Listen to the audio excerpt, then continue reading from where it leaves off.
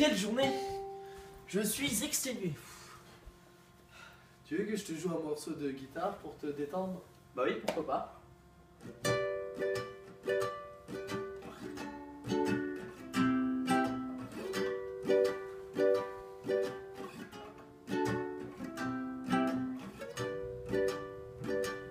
Ah, ça fait du bien.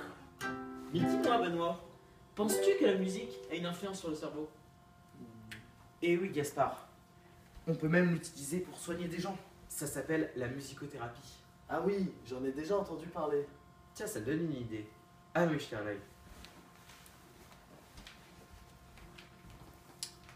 Ou plutôt une oreille.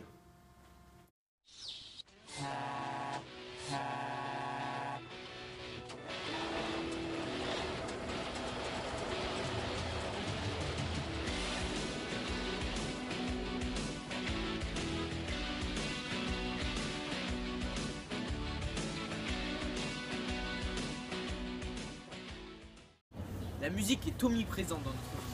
Elle est partout. À notre domicile, dans nos voitures, dans les magasins, sur nos téléphones. Les progrès en neurosciences permettent aujourd'hui de mieux comprendre son influence sur le cerveau et sur notre organisme, au point qu'elle est de plus en plus utilisée dans les thérapies médicales. Et cela s'appelle la musicothérapie. Mais au fait, Gaspard, qu'est-ce que la musicothérapie? La musicothérapie est une thérapie basée sur l'utilisation de la musique pour modifier l'évolution de maladies grâce à des effets psychophysiologiques sur notre organisme. Des effets psychologiques? Qu'est-ce que c'est? Eh bien Benoît, c'est le fait que lorsque nous écoutons de la musique, cela influence non seulement notre cerveau, donc nos pensées, notre humeur, c'est-à-dire notre psychisme, mais également le comportement de notre corps, de notre organisme, de nos muscles, c'est-à-dire notre physiologie. Mais la musicothérapie, c'est récent? Eh bien non.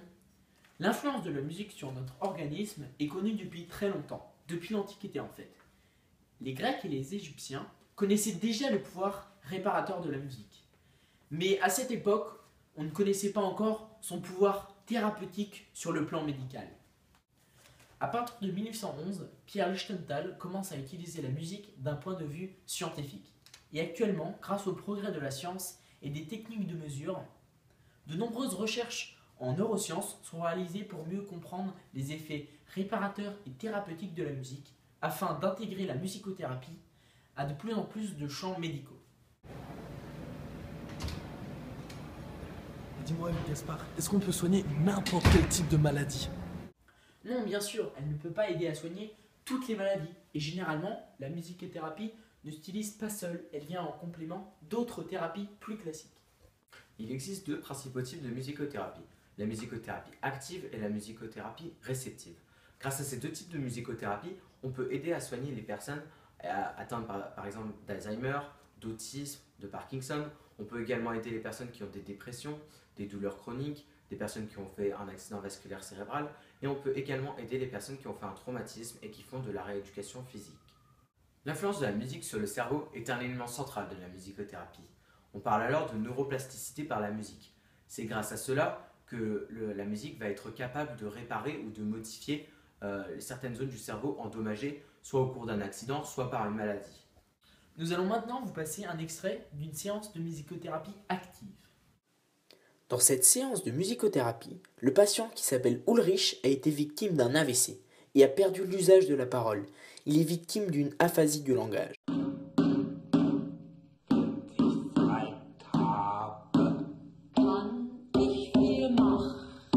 rôle de la musicothérapie est ici de faire travailler les fonctions musicales. Cela peut permettre de réactiver le langage.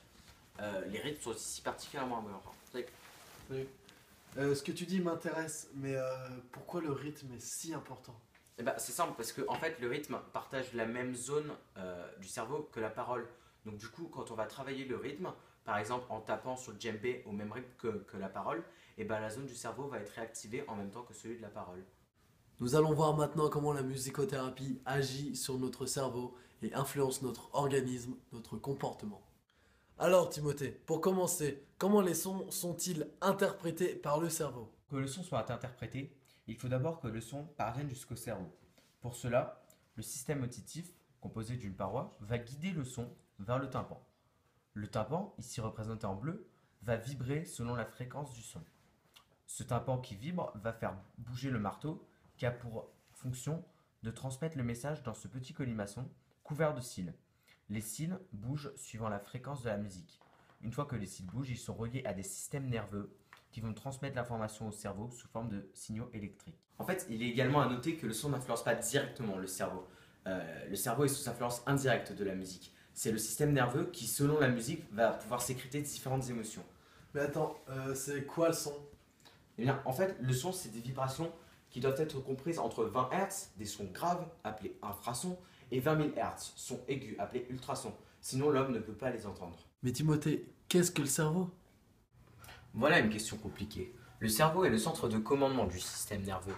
Il a donc le contrôle sur tous les organes de l'organisme, sur les forces motrices et cognitives, mais également sur les sécrétions hormonales. Il est réparti en 5 lobes qui sont eux-mêmes séparés sur 2 hémisphères. L'hémisphère droit est en charge des mélodies et de la compréhension du langage, tandis que l'hémisphère gauche est en charge des rythmes et de la production de paroles. Il est également à noter que la musique, contrairement à la parole ou au langage, va solliciter les 2 hémisphères du cerveau et non pas un seul hémisphère à la fois. Le cerveau contient un grand nombre de neurones dont on peut voir la représentation schématique ici. Ces neurones sont reliés par des synapses. Mais comment la musique influence notre cerveau? Eh bien en fait, la musique va faire sécréter à notre organisme différentes substances, appelées neuromédiateurs. Par exemple, il y a la dopamine, qui est la substance du désir, qui est sécrétée quand la musique va nous provoquer des émotions. Il y a également la sérotonine, qui a un rôle d'antidépresseur sur notre organisme. Il y a également l'endorphine, qui va nous provoquer des frissons. Et enfin, l'adrénaline, qui peut aussi être sécrétée sous l'effet de la musique. Tous ces neuromédiateurs varient selon le rythme et la fréquence de la musique, et aussi le registre. Ensuite, via ces neuromédiateurs, les neurones vont transmettre l'information pour faire agir notre organisme. Ces neurones sont reliés par synapses, qui sont classées en 2 types différents. Il y a premièrement la synapse chimique, qui est très majoritaire et qui utilise des neuromédiateurs pour transmettre l'information. Et enfin, la deuxième, c'est la synapse électrique, qui est un signal qui transmet électriquement par l'intermédiaire d'une jonction communicale. Mais Timothée, précisément, quel est le rôle que joue la musique sur ces neurones et ces synapses? En fait, des recherches ont montré que l'efficacité de la musicothérapie à soigner des maladies proviendrait du fait qu'elle arrive à réparer les jonctions entre les neurones, qui sont appelées synapses, de par les neurotransmetteurs. C'est de cette manière qu'on peut comprendre le rôle de la musique en neuroplasticité, la capacité du cerveau à se modifier et se réparer. Ah, c'est pour ça qu'on a réussi à soigner le riche avec la musicothérapie et non pas avec les techniques scientifiques. Oui, c'est ça. En plus de soigner des maladies neurologiques, comme nous venons de le voir, la musique peut-elle aussi soigner des souffrances physiques de notre corps lorsque nos membres ont été endommagés par un accident, par exemple? Et c'est possible de faire de la rééducation physique avec de la musique, puisque celle-ci va doper nos performances. Cela a été prouvé scientifiquement. C'est d'ailleurs pour cela que les sportifs de haut niveau n'ont pas le droit de courir avec de la musique, puisque cela désavantagerait les personnes qui n'ont pas de MP3. Mais d'où vient cet effet bénéfique de la musique sur nos performances sportives? Et bien Benoît, en fait, cela est possible grâce au caractère ergogène de la musique. En effet, suivant la musique écoutée, le cerveau va faire sécréter différentes substances dites dopantes, comme la dopamine ou encore l'adrénaline. Mais ce caractère ergogène de la musique a souvent été prêté juste à une simple diversion de la musique.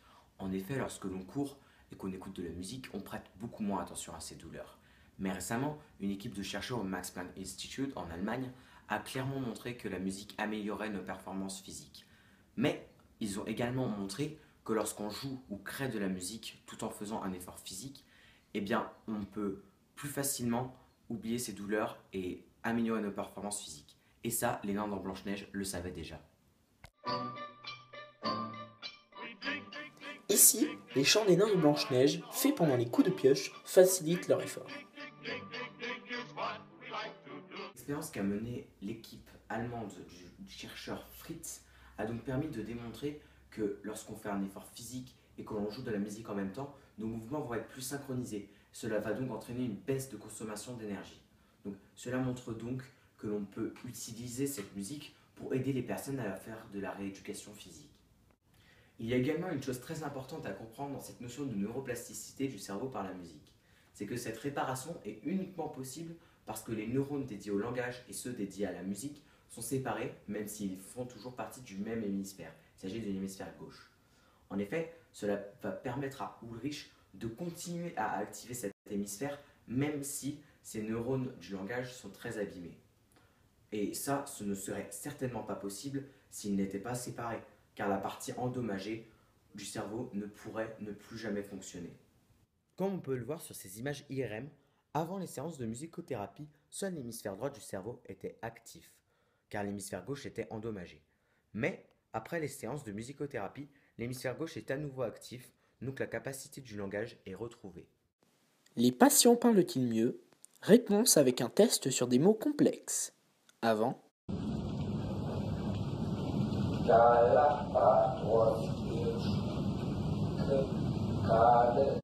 Et après.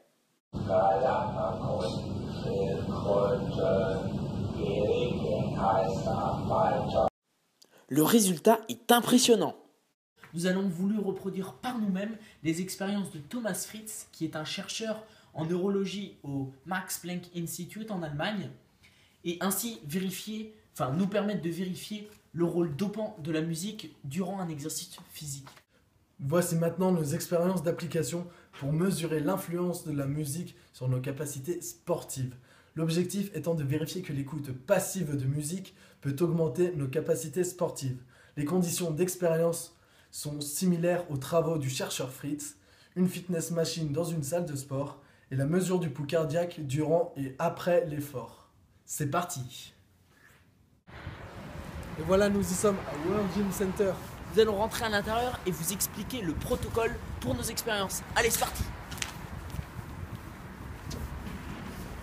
Pour notre première expérience, Gaspard et Timothée vont faire un effort intense pendant 6 minutes sans écoute de musique. Ensuite, un repos de 15 minutes. Et après, le même effort physique pendant 6 minutes, mais avec écoute musicale.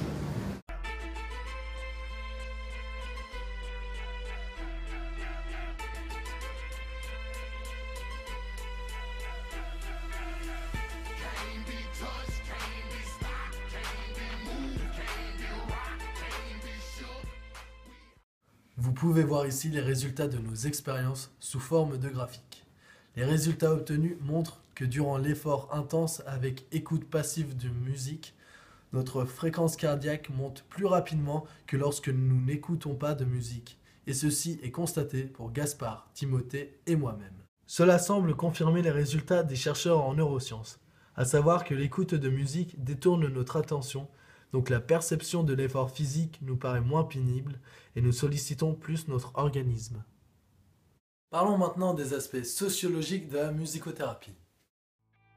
Nous nous rendrons maintenant à Evanston, dans la banlieue nord de Chicago, où nous avons rendez-vous avec une musicothérapeute.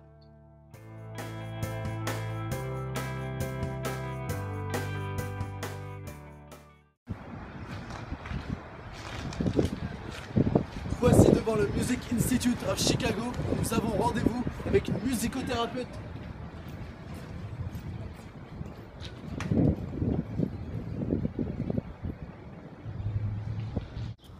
Andra Duncan nous confirme que le champ d'application de la musicothérapie est très large. In this particular agency, we see a wide range of populations. So we see everybody from birth to elders, young children, 3, 4, 5, up until elders with maybe dementia. So we've got a wide range of clientele who have neurodevelopmental disabilities such as autism spectrum disorder. Et que les musicothérapeutes de son institut peuvent intervenir dans des lieux très variés. There are music therapists working all over the place, in prisons, in nursing homes, in hospitals. Et enfin, elle insiste sur le fait que la musicothérapie ne soigne pas, mais apporte un support, un traitement qui aide à diminuer la perception de la douleur. What kind of sickness do you often cure? So we don't say that we most one. yeah, so we wouldn't say that we cure any sicknesses. We help to we have goals, we develop goals to help we would say that we treat. Et cela nous a été confirmé par Jean-Marc Reynaud, qui est un musicothérapeute que nous avons interviewé par téléphone. En effet, il nous a expliqué que la musicothérapie venait en complément des séances d'orthophonie pour le réapprentissage du langage. Admettons, on a un problème de langage, on va voir un orthophoniste. L'orthophoniste va faire travailler des muscles pour pouvoir retrouver le langage.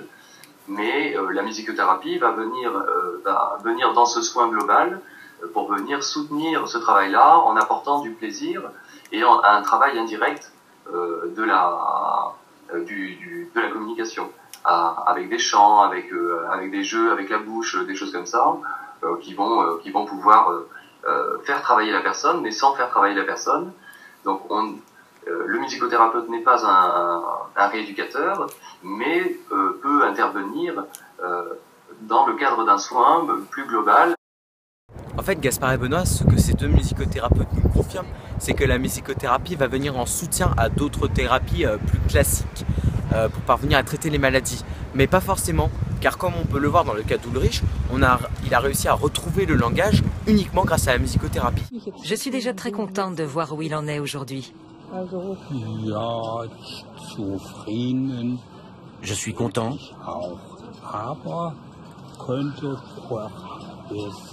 Mais ça pourrait être encore mieux.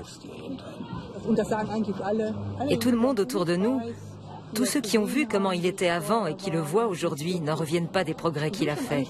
Des dizaines de milliers de personnes perdent l'usage de la parole suite à un AVC. La musicothérapie pourrait les aider. Mais il y a une limite à l'utilisation massive de la musicothérapie dans le domaine médical. C'est sa non prise en charge par la sécurité sociale. Il y a des progrès à faire sur ce point.